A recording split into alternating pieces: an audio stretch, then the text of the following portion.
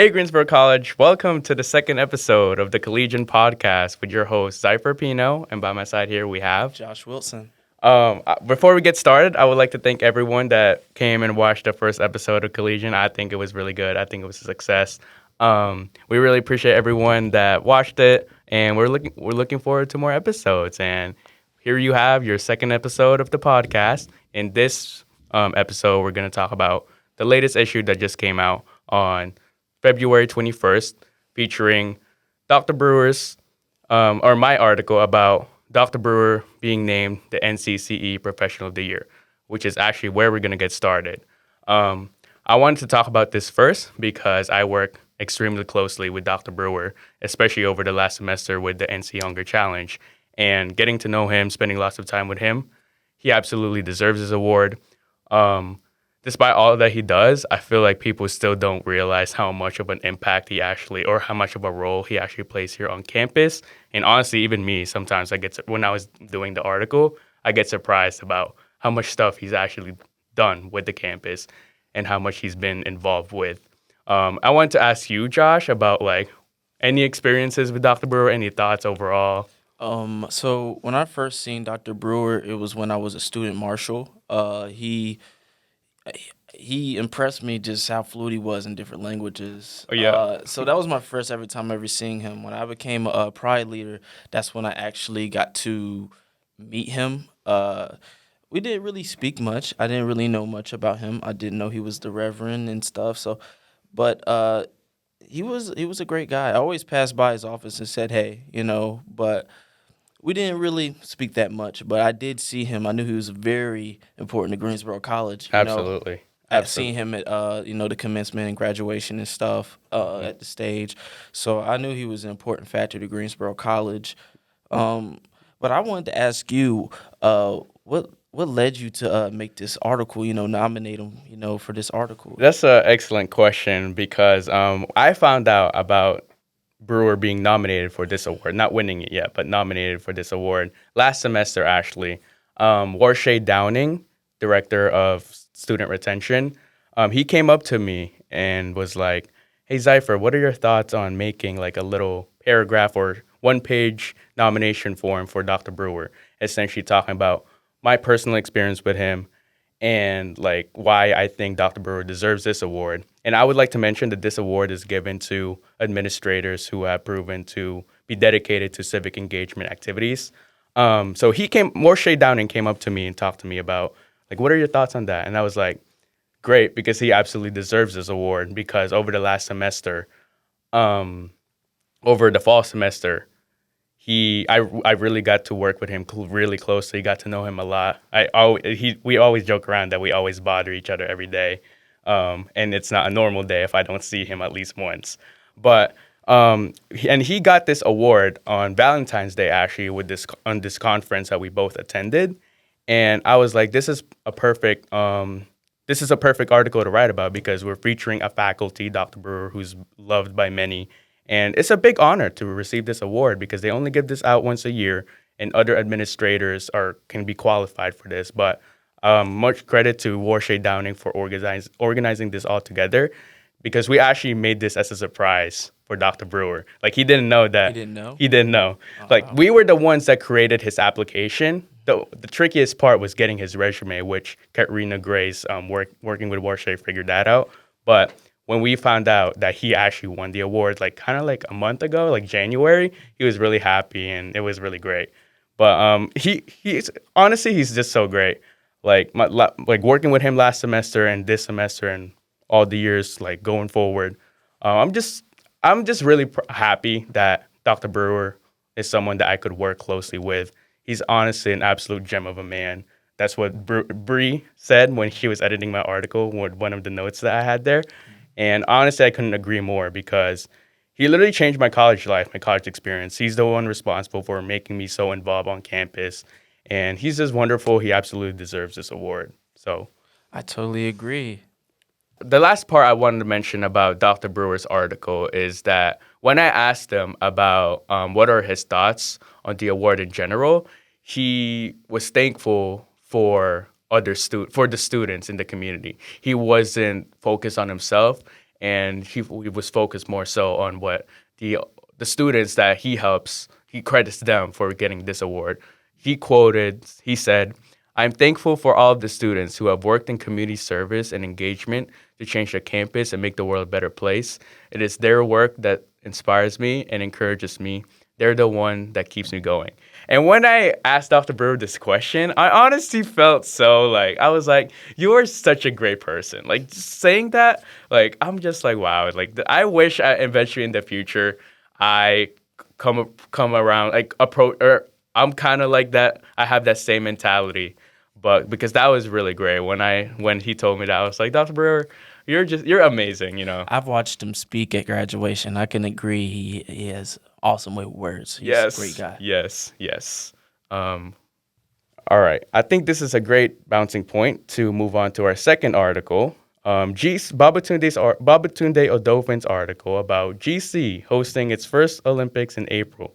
If you're not aware, viewers, make sure you mark April 4th on your calendars because that will be the day of the first ever inaugural GC Olympics. And I'm really excited for it. Alex Trepper, our SGA president, is the one responsible for bringing up this idea. I think it's a really cool and great idea. I really hope it's successful, but I think the number one um, obstacle it's going to face is just getting students to buy in, as we know with all events.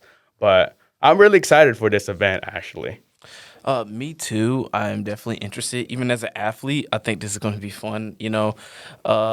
There won't be any wrestling, but yeah, no wrestling. But I did see like games like red light, green light, and stuff like that. What games do you think would be interesting if they implement it into the Olympics? honestly, I've worked with Alex Trepper closely with this event, and the events or the games that he has planned right now are just like games that everyone could participate in. Like whether you're an athlete or not, you still have a good chance of winning. Like a rock paper scissors tournament, you don't really need any athletic abilities for that. But I would love to see like sports games, honestly, like even like 3v3 basketball, or maybe like using the sand volleyball that we have in front of West, like using that. But I'm not sure if that's something that is going to be on the Olympics, but I think it will be great. I think it's awesome for campus engagement. It's giving the people on campus and even commuters something to look forward Absolutely. to. I think we did something similar. It was like not the Olympics, but we did play like I don't know if it was kickball, was it on the Pride field? Yeah, I remember that. I literally was looking through the Collegian website and I saw that article, Yeah. and that was great. That was the day I forgot my camera too. Oh, So, really? yeah. Wait, did you participate in that? No, I didn't get the opportunity to. I had to go to work study. Oh, But I gotcha. yeah, but yes, I think more stuff like that on campus is awesome. Absolutely.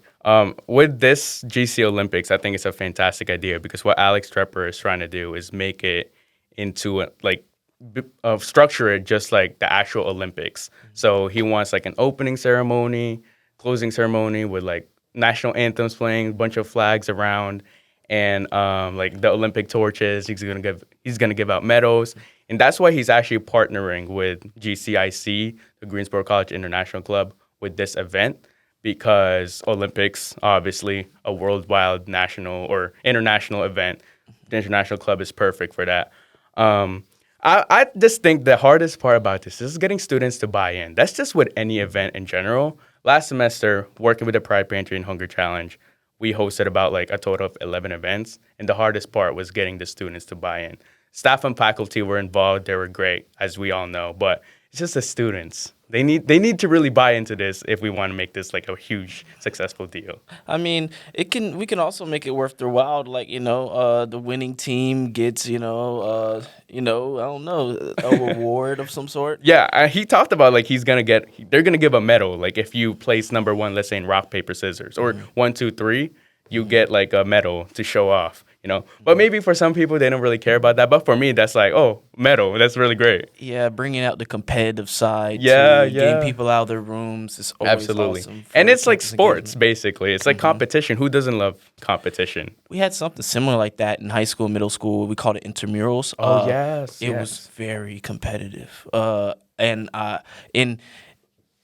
always found it neat that it wasn't the athletes that were making the clutch points to win. It was always, regular students like coming in clutch, Yes. So I think it would be awesome just for Greensboro College in general to start something like that. A funny story with that is because when I was in the Philippines in high school, we also had our intramurals, and one of the sports that you could play was basketball. And I didn't really, I knew about basketball. I didn't really, I wasn't really that involved. I wasn't playing it that much. But they needed people on the team, and they invited me to play. And that was actually my very first time playing basketball. And that was the moment I really fell in love with basketball because of intramurals. So to mentioning that, just maybe some person will have that same experience with any sport, or just getting them out, like you said, outside of their dorm, outside of their room, just doing something fun. And it's kind of perfect timing for this, the date that they have set. It's actually April 12th now, not April 4th. I think I said the wrong date. But it's like around exam time. So it's the perfect awesome. time to kind of like chill out before final exams and stuff. So Definitely, I'll be ready to compete. yeah, I'm definitely gonna see you. The number one thing that people are most excited about this is actually the ping pong tournament. Oh, that's a big deal. Yes. Yeah, ping pong. Yeah, Yeah. people. Yep. I But definitely could see that. yeah, Babatunde, one of my closest friends, is really good at ping pong. And Oh, I know. A Pride leader. Yeah, really? They're in the pause. He was destroying everyone. Yeah, he's so excited for it, and he plays sometimes with a couple of guys in GC. R.A. Andreas, if you know him, Yes, they play. yeah. They That's play my a lot. RA, yeah. Oh, really? Yeah, and then Alex Trepper also is good at ping pong apparently. So they're all really looking forward to that. That's why I think we should incorporate more like team sports. Like yes, rock paper scissors is good. Red light green light is fun because everyone can participate. But like sports, like let's say 3v3 basketball or even like a spike ball like game event. I think that would be I great. think it would be good too to group make teams like a fantasy draft. Like yes. when you're with people you don't know, you get to Absolutely. meet different people. It just really help with like communication skills, teamwork. Yeah. Those kind of skills. And at the same time, we're having fun. So Absolutely. So let's move on to our next article, the Atlantic Monthly on Campus, made by Brianna Adamick. If you are not aware, we, Greensboro College, received a gift from the organization The Atlantic. We received about 150 copies of their monthly magazine. The Atlantic is an American journal of news, literature, and opinion. And for their January/February issue, they focus on having a discussion around if Trump wins. So they covered topics such as climate, democracy, NATO. So essentially what would happen, what would U.S. look like if Trump were to win this next presidential election. So Josh, any thoughts on this? My first thoughts when I was reading this, I thought it would be good for GC in general to have some political awareness. Uh, when I first got into college, I wasn't really big on politics. I didn't really know anything about politics. And then I figured out like a lot of students, it's like our duty to know these kind of things Absolutely. because we're the next generation coming in and making these huge decisions for the future, So for us to be politically sound and politically literate is extremely important. Absolutely. That's something that I actually need to develop more, especially as I actually just got the right to vote like around a year ago because me and my family have lived here for 5-6 years. Congratulations. Thank you so much. We applied for our citizenship and we passed, whatever. So now we're able to vote. So that's something that I definitely need to be educated about, just politics in general. And I think this magazine, The Atlantic, is a great way to kind of learn more about the landscape of politics. I have access to the book right now, but we're gonna put it out to stands around the next couple weeks. But quickly glancing through the book, I love the topics that they covered and the points that they made with some of the topics that they discussed. Like there's definitely tons of conversations that you can make around just like little things that they mentioned throughout the articles that they had in there. But I'm really interested to see what the GC community would do with these. I hope they pick it up. There's some rumbling about actually a debate kind of like event forming around this between Dr. Paul Modessa's history professor, her class, and one of Dr. Johnson's class. So that's definitely something interesting to look forward to. But if you're interested in picking up your own copy, again, they will be in Collegian stands around campus, and you can pick them up for free. And we encourage you to do so. So as again, many engaging and highly relevant topics of discussions are shared within this magazine. So let's move on to our next article. Coach Sheridan announces retirement by Taylor Cody. I want you to kind of take the lead on this, Josh. I don't know if you had experience with him, but So Coach Jim Sheridan, I remember him from even like freshman year of college. Me personally, I'm not a strong swimmer, but I try. You know what I mean? And yeah, I agree. I completely appreciate him for not trashing my swimming. But That's yeah, hilarious. often like wrestlers, we use swimming as a cardio to this low impact, and it's great for your body just as far as recovery because you're exercising and recovering at the same time. So I often saw Jim Sheridan running swimmers through practice, or I would see him in my matches. He was very supportive, and he would tell me stories about because he coached at Iowa, the Iowa Hawkeyes, the school that's black and gold, and they're Yes, known yes. for wrestling. It's like wrestling Gotcha. capital over there. And he would tell me about how he would go to the matches, and they were so tough. And Oh, that's fun. So yeah, and fun. also I appreciate him because my freshman year of college, he brought us like he carpooled us to the airport too. So he always was looking out. He always was looking out for us. He's always been a staple on campus. Everybody knows who he is. Yes, yes. And he's an amazing swimming coach. Mm-hmm. So and I would always see him in the weight room too, like Yes, early yes. morning. I'm talking about 6 a.m, like training his athletes. So Mm-hmm. he's just a great guy, awesome work ethic, and I admire that work ethic. Absolutely, So absolutely. Personally, I don't have much experience with him, but I've talked to or encountered him like a couple times. Like when I go to Reynolds it's called Reynolds, right? Or yeah, sorry. When I go to Reynolds, whether to work out or play basketball, I've seen him a couple times, and he's always positive. He's always happy, and it's always a pleasure when I talk to him because even if he doesn't know me at all, he's like so super friendly. Like he always asks like, "Hey, how's your day? Like, what you doing? What you up to today? Like, hit that weight good, just stuff like that." And I think that's just little things like that just make me appreciate him, even though like again I haven't had much experience with him.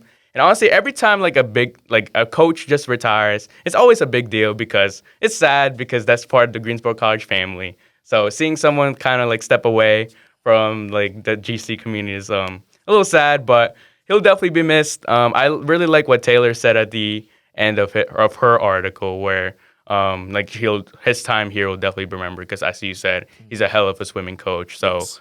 it'll be hard to replace Coach Sheridan. I don't know what they have planned with that. Yeah, definitely gonna miss him. I remember we were in the weight room and he was spotting me in the bench press and he's just like, one more, Oh, one more, that's and so good. I kept on going. I think the one more is probably like 10 reps ago, Oh but gosh.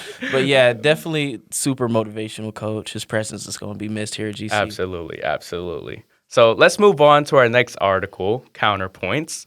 Josh, you and Kiara were the ones that led this segment. For this segment of counterpoints, we talked about or we asked: is social media detrimental to your mental health?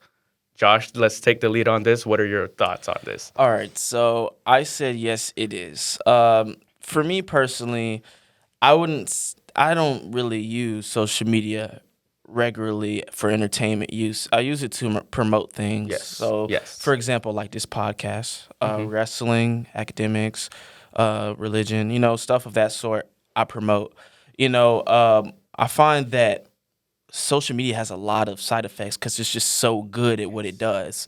Like FOMO, the fear of missing out, reduced attention span, and just things of overwhelming information in short periods of time, instant gratification. It could keep you glued on the phone Yes, and yes. in checking for your phone 24/7. I find that just as a student athlete and a person that's super involved on campus, it's really you need that attention span in order Yes. to have Yes. effective time management Mm-hmm. skills. So well, Instagram is okay. I'll give Instagram about a 7 out of 10 on attention span. I You got you. I can got you. control it. YouTube Yeah, is great. absolutely. There's long YouTube, we love. videos. Mm-hmm. Just be careful with the YouTube shorts. TikTok, no go. Delete TikTok. Absolutely Get not. rid of Yeah. TikTok. Yep. It's Yep. awesome for promoting. I will say that because it gets people's Yeah. attention. The algorithm of it is really good. But if you're looking at it for entertainment use, it's You can blow a whole 2 hour period watching TikTok. Yeah. It's too good at what it does. Yeah. My comments on this is that I hate how TikTok has kind of popularized that kind of short segment of like just short form of multimedia because every like big social media platform incorporated that. Like Instagram, honestly, I would say before they had it Instagram Reels, it was like close to a 9 out of 10 in terms of like limiting your or at least like not eating up all your time. But once you click that Instagram Reels button, oh my gosh, I get so stuck in that. And it's the same thing with YouTube Shorts. They didn't used to have YouTube Shorts until TikTok kind of took over the world, and now they incorporated that. And now it's like when I click that YouTube Shorts button, I can waste so much time. I'm just kind of glad that we're going more. The world is going more towards podcasts. It's bringing our attention spans back. Absolutely great. And it's kind of ironic because it's like, Josh, you hate social media, but you love making videos. I mean, it's like I completely understand. I mean, social media is very necessary. Yes. But if you use it incorrectly, it can have detrimental effects. Yeah, I think a lot of people just struggle personally, like even myself. Like just struggle with like keeping track of how much time I'm actually using on it. Even like what I have on my phone actually is I still have these apps. Like I still have TikTok, I have Twitter or X, I have Instagram, YouTube.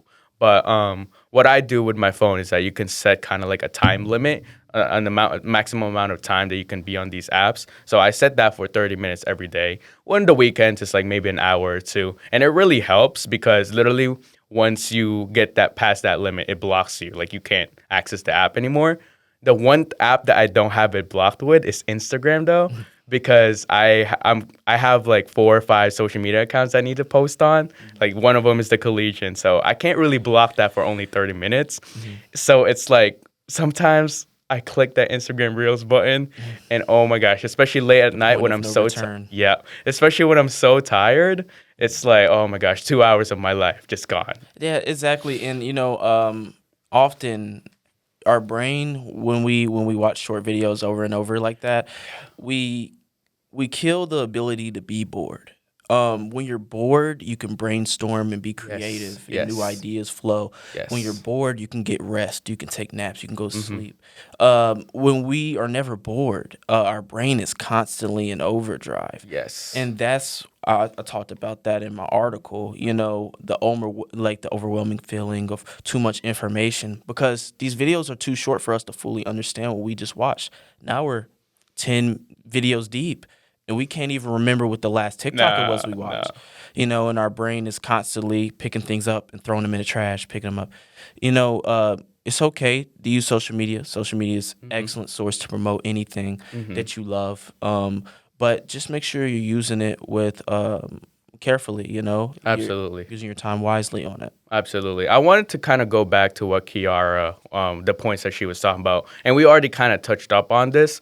But I think the most important thing or the most beneficial thing that social media has kind of brought upon us is just the ability to, I guess the internet in general, just having so much information available for us to learn. Like I can't tell you how many times I went to YouTube to just like learn something new. Or even if I don't purposely look for new stuff to learn, just scrolling to the recommended page and seeing something interesting. Like I've learned a lot through YouTube. And even Instagram, sometimes people will post like helpful graphics, So in terms from a learning point, I think it's really great. But again, like you said, just balancing that time because it can really eat up so much of your time. And I want to ask you, like, what are your kind of like tips on kind of just controlling your time on social media? Like you said earlier, I also put a timer on my Instagram. And I also take social media breaks. If I feel like I've been on social media for a long time, I probably take an hour out the day where I'm not checking my Instagram for notifications or things like that. And also, I mean, using it for professional use, like, promoting a product or using it in a way that, like people can see what you're working on. Yes. That's awesome, but you want to be a producer. You don't want to be so much of a consumer because if you turn into a consumer mentality, there's so much, like you said, there's so much information out there. You can't memorize all of that stuff. You know what I mean? You're just going to start wasting time. So I just remember that and remember it's almost like food. If you eat too much, you're going to get a stomach ache. You Gotcha. got to eat until you're full and satisfied.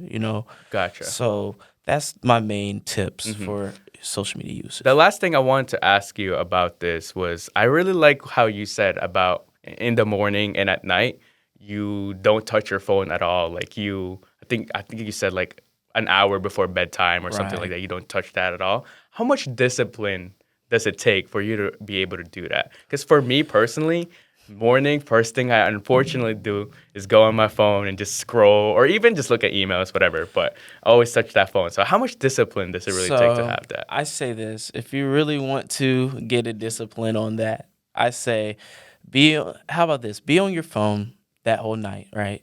And then try to go to sleep after, And what's going to happen is you're not going to have the best sleep because you just absorb so much blue light that you're not going to be able to hit REM sleep. So you try to sleep through the night, and I want you to wake up early that day. I don't Oh, want you to sleep in. I want you to wake up early, and you're instantly gonna tell yourself like, "I'm not gonna do that again." yeah, And yeah. then what's gonna end up happening is you're gonna be like, "Look, uh, I need to start. Not looking at my phone."